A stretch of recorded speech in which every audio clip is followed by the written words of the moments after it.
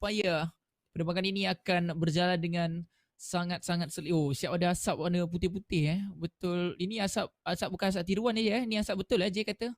Asap yang Yep. betul diguna pakai. Di mana Vikendi antara map yang berkala 6x6 40.29 land area dan mempunyai bandar yang terbanyak sekali berbanding dengan map-map lain, dan itulah dia garis perlembagan kita akan bermula daripada kawasan kiri. Kita akan bergerak kawasan atas kanan iaitu utara. Kita dengan kawasan circle. Yap, circle yang tentunya berkali-kali menyebabkan BTR sedikit, saya rasa mungkin mereka akan sangat sedih lah kalau kita lihatkan daripada 3 hari dan 3 game yang dimainkan oleh Vikendi, 3 kali mereka buat percaturan yang tidak menjadi. Sebab kalau kita lihatkan dalam PMGC dan dalam PMWL dan dalam PMPL, mereka memang akan turun di winery di bahagian bawah, tetapi tidak menjadi pada waktu ini. Kerana circle-nya turun ke bawah, mereka pula naik ke atas. Navi, Q-Smoke, pada waktu ini Navi tidak mempunyai permainan yang sebegitu meyakinkan sebagaimana mereka lakukan di hari pertama. Mereka ada percentage yang agak tinggi dekat sini. Begitu juga dengan pasukan Nova SQF. Mereka juga pernah menangi chicken dinner di Vikendi. RQ dengan 14.3%, A1 dengan 12.5%, PW8 berkongsi dengan Alpha 7 sebanyak 9% saja bersama dengan KDA Continental Power 7.1% setiap satu daripada mereka. Tapi di Trevno, BTR akan mengambil tempat ini, mungkin bukanlah tempat yang terbaik, tapi itulah. 3 kali mereka tukar ke atas Trevno tu, 3 kali turun ke bawah tempat asal mereka. 3 kali memang sangat baiklah terhadap pasukan tersebut. Tapi RRQ je kau cakap semalam. RRQ kenapa jadi key? Aku pun pening juga. Tapi apa-apa RRQ Dia RRQ daripada apa? Bukan RRQ, dia RRQ. Daripada RRQ. sebutan bahasa Indonesia. RRQ Athena. RRQ Athena. Tapi ini dia footballist. Mana Solke berpadan sasa 14 kill, total damage 3242, longest distance kill dilihatkan sebanyak 158 meter. Footballist first chicken dinner, second mereka dikeluarkan dengan agak awal, dibalas dendam juga dengan secret, tapi Sven akan berada di bahagian hadapan sebentar saja lagi. Jikalau mereka bersemuka, Sven pasti akan mati sebab dia di tempat yang terlampau terbuka. Bayangkanlah jikalau dia dilanggar ataupun kalau Sven boleh lepaskan tembakan betul-betul kat dalam kenderaan ini, sebab ini adalah benda yang paling tak disukai oleh seorang berjangga yang bernama Jaraboy. Dan sekarang ini dia akan lalu pula dekat depan pemain pasukan PW888. Tak ada lagi tembakan, nasib baik.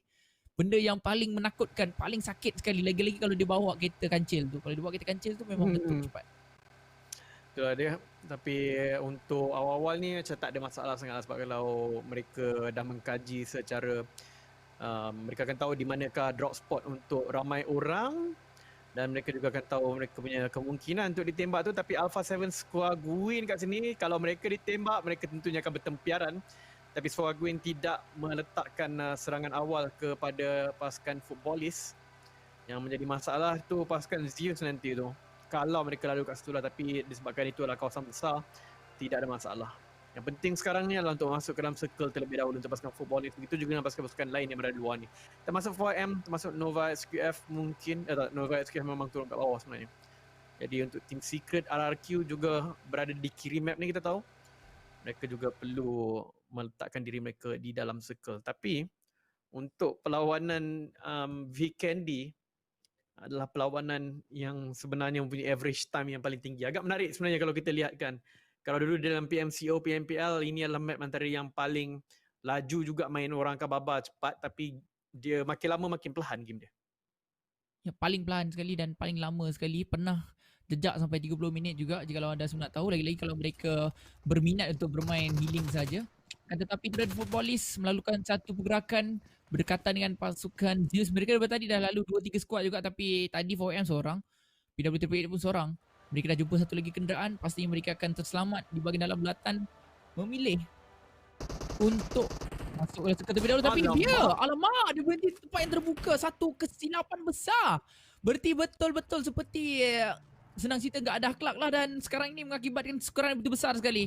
Masukkan Nova SQF pula, Zeus pula sekarang ini akan mulakan satu gerakan ke depan, tapi Bia masih lagi mempunyai keinginan untuk melamatkan rakannya. Mungkin dia tak sedar, mungkin dia tak tahu yang ada seorang pemain dapatkan Zeus. Tapi Bia sekali lagi dijatuhkan pula dengan bom tangan oleh si Yol, dan pastinya DTV sekarang ini agak sukar untuk menyelamatkan rakannya, iaitu si Bia. Masih lagi cuba untuk bertahan ke kawasan ini, tapi Dina akan dijatuhkan oleh Berry yang menggunakan G360 dan bahkan Beryl yang begitu baik sekali. RRQ G9, RRQ, mereka pastinya akan menghadapi satu masalah yang begitu besar sekali. Seorang pemain saja yang terselamat, Ernie bersorangan sekarang ini, nyawanya berkurangan, dan itulah dia rata terawal RRQ rata.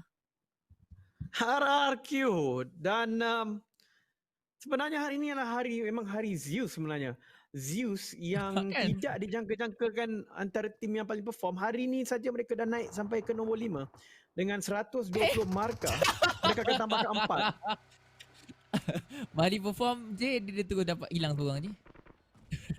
Tak ada puji lah. Jangan puji dah. Berhenti puji. Aku akan tuliskan satu note dekat depan skrin aku ni, tulis jangan puji mana-mana tim. Nanti aku kena PM tepi lah daripada peminat-peminat mereka. Jadi tak payahlah puji lah. Cukup. Cukup lah cik, kesian dia. Baru je puji. Kesian dia cik. Mati tengok cik. Ni kalau pindah boleh terbaik ni, aku pergi push. Aku tak tahu cakap macam mana cik. Rata pula, aku tak tahu nak cakap apa-apa cik. Aku dah macam okay. Senyap dah, senyap. Aku puji daripada bagi aku puji dia cik. Tak boleh lah bagi. Tapi aku Padahal puji benda pun tu kena dah juga. ikhlas lah. Padahal benda tu dah bagi ikhlas lah. Siap bagi nombor-nombor semua. Ni nombor dia, ni markah dia. Aku nak cakap dia dah tambah 4 mata. Dan dia, kalau dia chicken kat sini dah dapat 15, dia akan dapat 19 mata. Bla bla bla bla bla. Tengok rata.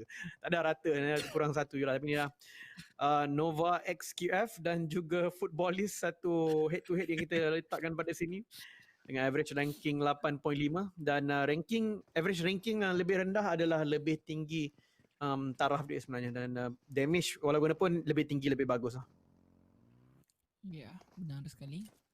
Tapi Nova SQF dan Footballist, inilah dia perbezaan dua tim di mana average ranking mereka tak ada jarak, tak ada beza sangat pun, 8.5 dengan 8.3. Tapi order bahagian belakang Solke, dan Solke masih lagi mencari-cari di manakah keberadaan pemain pasukan Nova SQF itu.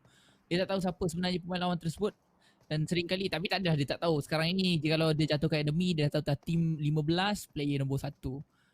So nak diikutkan sebenarnya mereka dah tahulah tim nombor 15 tu tim mana. Jikalau mereka tukar-tukarkan dalam in-game, contohnya ni tim 14 ke apa-apa, 16 ke, mungkin mereka akan jadi pening lah. Tapi disebabkan mereka dah tahu dah nombor slot tu kan, so tak ada masalah dah. Jadi dia akan jadi seperti normal je. Siapa yang jatuh, oh ni tim Nova, so bolehlah rusuh, bolehlah macam nak berusuh ke sebagainya. Jangan nak merujuk, tapi tak apa, kita melihatkan di sini Berusuh.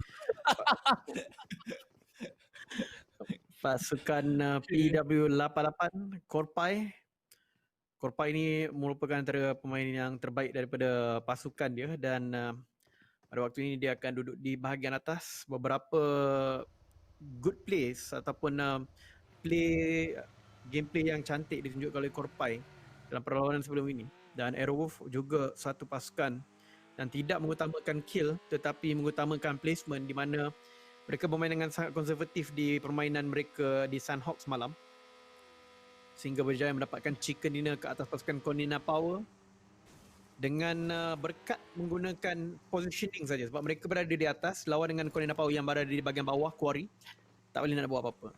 Itu adalah situasi di mana Aerowolf sentiasa cari. Mereka mencari tempat di mana posisi adalah segala-galanya. Benar sekali, tapi ini dia Aerowolf Hazelnut M416 diguna pakai circle yang seterusnya akan berada di kawasan bawah, tapi secret mereka seakan-akan tidak akan dapat diganggu oleh siapa pun. Ini dapat dilihat ke dalam circle tersebut. Jika kalau 4M langgar kawasan tersebut, yalah, tapi kebaikan daripada mereka sebenarnya dah mula untuk berhimpit-himpit dan mula untuk berkaitan antara satu sama lain di bahagian pertengahan belah taktik yang seterusnya berkaitan dengan kawasan Mineri. 4EM mereka masih lagi mengambil masa. Ini antara salah satu map, antara salah satu game mana pasukan 4EM bermain dengan agak lama di kawasan luar bulatan. Mereka masih lagi belum terus bergerak masuk dengan agak awal, tapi mungkin mereka telah pun mengetahui Vikendi kan, Vikendi seringkali kalau pertarungan yang berlaku pun jarang-jarang lah berlaku di kawasan luar, selalunya akan berlaku di compound kecuali RRQ yang Yap. terkena dengan Zeus. Ya, aku tahu dah Team Secret tu memang duduk di kawasan yang baik, tapi malah Tanda cakap. Baru je puji Korpai tadi kan. Dah kau tengok dia je, dia jatuh lagi je. Baru puji Korpai dah jatuh. Baru player yang terbaik lah sebagainya dia dibati tengok je.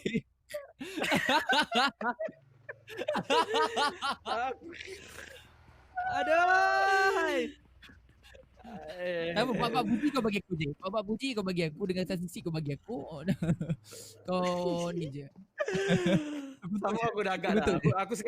Aku sengaja je cuba tadi. Sebab sebenarnya tadi Korpai macam aku tahu ni dia kedudukan yang agak baik untuk menembak dan sebagainya. Aku saja sebenarnya tak ikhlas benda tu. Aku saja nak mencuba tapi memang betul jadi. Setan. Tapi itu dah fikir Tuhan. Akan mula untuk menghadapi satu masalah, tapi masalahnya ialah mereka ialah kedua-dua pasukan daripada Indonesia. Bom tangan dilemparkan ke bahagian hadapan terlebih dahulu. Cuba untuk mendapatkan pemain-pemain lawan mereka, tapi Aerowolf akan kehilangan seorang pemain dengan agak awal. Bigetron tinggal masih lagi 4 pemain mereka hidup. Potato, G360 di tangan Ryzen dan rakan-rakan yang lain sedang berada di persekitaran yang lain, tapi adakah pasukan Aerowolf akan masih lagi meneruskan